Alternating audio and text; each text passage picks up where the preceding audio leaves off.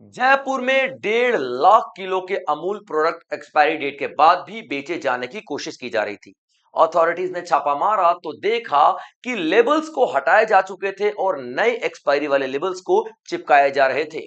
1.5 lakh ton अगर ये market में आ जाता, लोगों तक पहुंच जाता, तो लोगों को हेल्थ पर कितना ज्यादा, कितना बुरा और कितना गहरा असर पड़ता।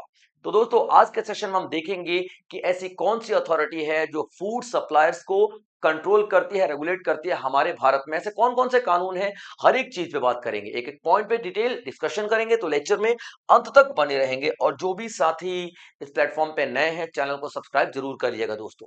तो देखिए दोस्तों, जैसे ही न्यूज बाहर आती है कि अमूल अमूल जिसको हम बोलते हैं the taste of India, advertisement में आप लोगों ने सुना ही होगा, तो द टेस्ट ऑफ इंडिया के 27 ट्रक सामान नकली पाए गए और उसमें ज्यादातर एक्सपायरी डेट के बाद बेचे जा रहे थे। कहां पे? तो जयपुर में छापा मारा गया और जयपुर में ये धरपकड़ हुई। अब जब पकड़ हुई तो देखा गया कि लेबल चिपकाए जा चुके थे और कुछ लेबल चिपकाए जा रहे थे दूसरे एक्सपायरी डेट वाले। उसके बाद यहां पे आप देखोगे कि ये सारे के सारे जो प्रोडक्ट हैं वो अमूल से ही रिलेटेड है, यानी अमूल अमूल कंपनी के ही दिखाई देंगे। अब कौन कौन से प्रोडक्ट हैं? तो नूडल्स है, केचप्स है, मेयोनीज है, एनर्जी ड्रिंक्स है, तमाम चीजें आप लोग देखोगे और सारे के सारे एक्सपायरी डेट के पास थे, या फिर एक्सपायरी डेट के पास नहीं, खत्म हो चुका था एक्सपायरी डेट। अभी देखिए, एक्सपायरी डेट के पास वाला क्या सीन है कि कोई भी डिस्ट्रीब्यूटर होता है तो एक्सपायरी डेट के पास वाला सामान खरीद लेता है क्योंकि उसको वो सस्ता मिलता है। ठीक है बच्चे, सस्ता मिलता है। अब किस तरीके से सस्ता मिलता है, ध्यान सुनिएगा। जैसे मान लीजिए 20 रुपए का बिस्कुट है और उसको सिर्फ 4 रुपए में खरीदना है, तो वो कब खरीदेगा? जब कल एक्सपायरी डेट होने वाली है, परसों होने वाली है, खत्म होने वाली है। तो डिस्ट्रीब्यूटर को कंपनी भी सस्ते में ही बेच देती है क्योंकि एक्सपायरी डेट तो होने वाली है।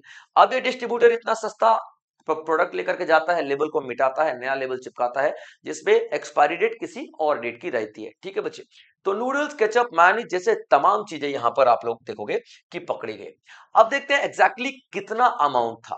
तो 12,000 कार्टून पकड़े गए, 12,000 कार्टून पकड़े गए और एक्सपायरी फूड जो इनके काफी एक्सपायरी फूड जो इनका डेट खत्म हो चुका था, लेकिन इनको दोबारा बाजार में बेचे जाने की कोशिश की जा रही थी। 3,000 कार्टून जो थे जिन पे मिटाए जा चुके थे एक्सपायरी डेट और नया लेबल चिपकाया जा रहा था। केमिकल जैसे कि एसीटोन हो गया, थिनर हो गया, इस तरीके के केमिकल से मिटाया गया था पूरा का पूरा एक्सपायरी डेट। ठीक है बच्चे, उसके बाद आप देखोगे इस तरीके के 27 इस तरीके के प्रोडक्ट से 27 ट्रक भरे हुए थे और 27 के 27 ट्रक के प्रोडक्ट को डिस्ट्रॉय किया गया। अब देखते हैं लीगल फ्रेमवर्क की बात करते हैं, यानी कानूनी। ठीक है बच्चे, कानूनी रूप से हम देखते हैं तो कौन कौन से अधिकार और कौन कौन से अधिनियम है। तो देखिए 2006 के पहले हर एक स्टेट बहुत सारे फूड को लिए अलग अलग रूल रेगुलेशन लगाते थे, अलग अलग। लेकिन एक एक्ट आया बीच में 2006 में, तो सारे के सारे एक्ट को इसने जोड़ दिया, यानी कि एक क्या हो गया, एक कॉमन यानी कि यूनिफाइड रेगुलेटरी फ्रेमवर्क बना दिया गया। ठीक है, यूनिफाइड रेगुलेटरी फ्रेमवर्क बना दिया गया। ठीक है बच्चे, तो आप देखिए जो case is govern by the FSSAI, यानी कि एक अथॉरिटी बनाएगी 2006 में जिसको हम FSSAI बोलते हैं। आप देखना किसी भी फूड प्रोडक्ट के ऊपर लेबल लगा रहता है, इसका मतलब क्या है, FSSAI ने उसको बोल दिया कि ठीक है भैया, तेरा प्रोडक्ट बढ़िया है, तू बेच सकता है बाजार में। ठीक है बच्चे, अब देखो यहाँ पे क्या है, the case is govern by the FSSAI। अब ये क्या बताता है, FSSAI क्या बताता है कि भाई मैन्युफैक्चरर को रेगुलेट करना, स्टोरेज को रेगुलेट करना, डिस्ट्रीब्यूटर को रेगुलेट करना, सेल को, इंपोर्ट को, यही रूल नियम कानून बनाता है। कैसे आप लोग रखोगे फूड को, कैसा सेफ्टी दोगे, कंज्यूमर्स की हेल्थ पे क्या असर पड़ना चाहिए, अच्छा असर पड़ना चाहिए, कंज्यूमर की हेल्थ खराब नहीं होनी चाहिए, तमाम तरीके के रूल रेगुलेशन आप लोगों को FSSAI ही बना करके देता है, जिसे 2006 में बनाया गया था और 2006 से ऑपरेटेड है। लीगल फ्रेमवर्क की बात कर लेते हैं, तो FSSAI के कुछ ऐसे सेक्शंस हैं जो वॉयलेट करोगे तो आपको सजा होगी। तो देखते कौन सा, तो सेक्शन 26 देख लेते हैं। सेक्शन 26 क्या बताता है कि भैया रिस्पॉन्सिबिलिटी डिस्ट्रीब्यूटर की और मैन्युफैक्चरर की है, यानी कि आपकी जिम्मेदारी है जो प्रोडक्ट बना रहा है, जो प्रोडक्ट को डिस्ट्रीब्यूट कर रहा है, यानी कि बिजनेस ऑपरेटर की जिम्मेदारी है। किस चीज की जिम्मेदारी है भैया? सेफ्टी, फूड सेफ्टी हो और प्रॉपर लेबलिंग हो, यानी कि सब कुछ लिखा हुआ हो उस प्रोडक्ट पे कि क्या क्या चीजें हैं, क्या क्या चीजें नहीं है, सब कुछ लिखा रहना चाहिए। उसके बाद सेलिंग एक्सपायर्ड प्रोडक्ट, अगर आप एक्सपायर्ड प्रोडक्ट बेचते हो तो डेफिनेटली भाई साहब आप देखो आपको प्रॉब्लम होगी, क्योंकि यहाँ पे आप वॉयलेट कर रहे हो ऑब्लिगेशंस को, रूल रेगुलेशन को।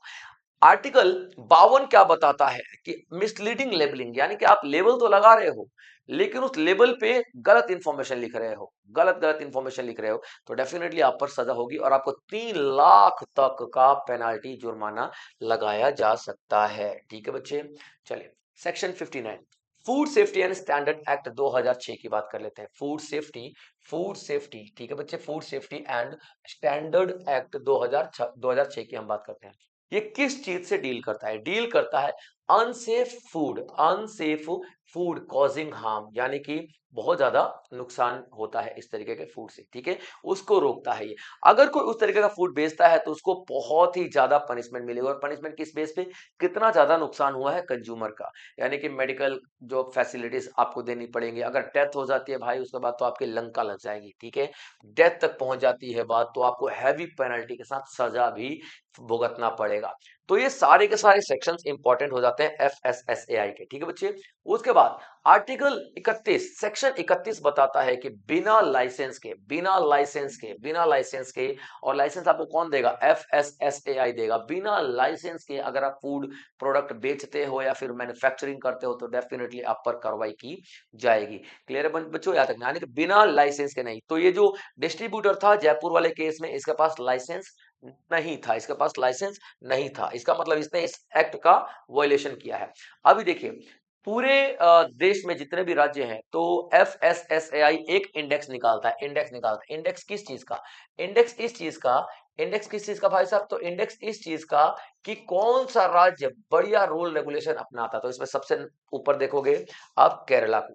केरला एफएसएसएआई के सारे रूल रेगुलेशन अपनाता है। यही वजह है कि केरला में हेल्थ फैसिलिटीज बहुत ज्यादा अच्छा काम करती है, ठीक है बच्चे। उसके बाद आप देखोगे तमिलनाडु दिखाई देगा आपको बगल में 67%, उसके बाद गुजरात दिखाई देगा आपका 61.75%, फिर जम्मू कश्मीर दिखाई देगा 64.25%। ये तमाम आप लोगों को राज्य दिखाई देंगे जो कि अच्छा परफॉर्म कर रहे हैं इस इंडेक्स में, ठीक है बच्चे। चलिए अब देख लेते हैं फ्रेमवर्क क्या है, फ्रेमवर्क ऑफ एफएसएसएआई, इसका मतलब लाइसेंसिंग, ठीक है बच्चे। आपको लाइसेंस लेने की जरूरत पड़ेगी, बिना लाइसेंस आप नहीं कोई भी फूड बिजनेस ऑपरेट कर सकते हो। प्रॉपर डॉक्यूमेंटेशन चाहिए, ठीक है, प्रॉपर स्टैंडर्ड चाहिए, प्रॉपर आपका हाइजीन मेंटेन करके रखना पड़ेगा। जो भी फूड है उसके टेस्टिंग किए बिना आप नहीं उसको भेज सकते हो, ठीक है, बेच सकते हो।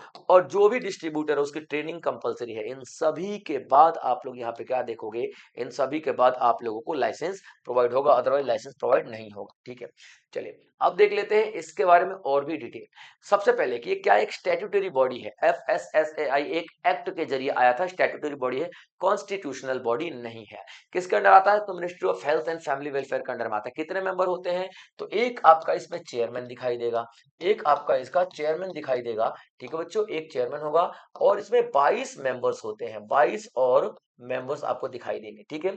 22 मेंबर्स में से 1/3 जो होंगे ना बच्चे वो वुमेन होंगी, ठीक है, महिलाएं होंगी। रोल इसका आपको पता ही है कि फूड प्रोडक्ट को स्टैंडर्डाइज करना, स्टैंडर्ड देना कि कौन सा खाना आप फूड प्रोडक्ट खाने का है नहीं खाने का है, मैन्युफैक्चरर को, स्टोरेज को, डिस्ट्रीब्यूशन, सेल, इंपोर्ट, सब कुछ के लिए स्टैंडर्ड सेट करना, ठीक है बच्चे, याद रखना। और उसके बाद कुछ इनिशिएटिव, यानी कुछ इसने इनिशिएटिव लिए थे कि मतलब कुछ कदम उठाए थे। कौन कौन से कदम उठाए थे फूड सेफ्टी को लेकर के? स्टेट फूड सेफ्टी इंडेक्स बनाया था, यानी कि किस राज्य में फूड सेफ्टी ज्यादा है अपनाई जाती है। एफएसएसएआई का जो अधिनियम है, कौन सा एक्ट ज्यादा इसको अपना रहा है, तो आप उसमें क्या देखोगे? जैसे मैंने थोड़ी देर पहले बताया था केरला आपको टॉप पे, तो यही इंडेक्स है। उसके बाद इसने ईट राइट इंडिया मूवमेंट, यानी ईट राइट इंडिया आंदोलन चलाया गया था, ईट राइट इंडिया आंदोलन चलाया गया था, ठीक है बच्चे। उसके बाद आप क्या देखोगे? हार्ट अटैक रिवाइंड भी एक प्रोग्राम चलाया गया था जिसमें यह कहा गया था कि देखो फैट कम खाओ, फैट से हार्ट अटैक के प्रॉब्लम ज्यादा बढ़ जाती है, ठीक है बच्चे। चलिए उसके बाद आप क्या देख रहे हो? फूड अथॉरिटी, भैया मैं पूरा आपको बता ही चुका हूं, ठीक है, कि कितने मेंबर होने चाहिए कितने मेंबर नहीं होने चाहिए। चलिए फूड सेफ्टी रूल्स रेगुलेशन। अब 2006 का जो एक्ट था, 2006 का एक्ट था, याद रखना, 2011 वाला एक्ट नहीं है। 2006 वाले एक्ट के अंदर में एक सेक्शन आता है, ठीक है बच्चे, एक सेक्शन आता है सेक्शन 91, सेक्शन 91। इसके अंडर में कुछ रूल रेगुलेशन, नए रूल रेगुलेशन बनाए गए, ठीक है, उन्हें हम लोग क्या बोलते हैं, फूड सेफ्टी रूल्स रेगुलेशन 2011। अब कौन कौन से रूल रेगुलेशन है, तो ये जितने भी रूल रेगुलेशन होंगे ना, मेंबर्स से रिलेटेड होंगे, मेंबर्स से रिलेटेड होंगे, या फिर फूड ऑफिसर से रिलेटेड होंगे, ठीक है बच्चे, याद रखना। कौन कौन से, देखिए एक बार, कौन कौन से रूल है, अपॉइंटमेंट ऑफ सर्विस कंडीशन, यानी चेयरपर्सन हो गया, मेंबर्स हो गए, इनका अपॉइंटमेंट, जो फूड इंस्पेक्टर्स हो गए, ऑफिसर्स हो गए, उनकी उनकी क्वालिफिकेशन, उनके एनालिस्ट है, उनकी क्वालिफिकेशन। उसके बाद देखोगे inspection, seizure and sample analysis की बात कर रहे हैं। उसके बाद कोर्ट एंड ट्रिब्यूनल प्रोसीजर की बात कर रहे हैं, कोर्ट एंड ट्रिब्यूनल प्रोसीजर की बात कर ले। उसके बाद बजट हो गया, अकाउंट्स हो गया, और एनुअल रिपोर्टिंग हो गया, सब कुछ यही डिसाइड करता है, ठीक है बच्चे। चलिए आगे बढ़ते हैं। ओके, खत्म हो गया, चलिए कोई बात नहीं बच्चे, ठीक है। तो आज का सेशन यहीं तक, और फिर अगले किसी और सेशन में मिलेंगे। तब तक आप लोग अपना ध्यान रखेंगे और नोट जरूर बनाते चले बच्चों, क्योंकि इस तरीके के बेहतरीन टॉपिक्स में आगे भी आप सभी के लिए लेकर के आता रहूंगा। इसमें एक एक एक्ट की बात करेंगे, एक एक अधिकारों की बात करेंगे, ठीक है बच्चे। चलिए, अगर आप इस प्लेटफॉर्म पे नए हैं तो सब्सक्राइब जरूर कर लीजिएगा, क्योंकि बेहतरीन टॉपिक्स आगे भी आते रहेंगे। चलिए बच्चों, जय हिंद।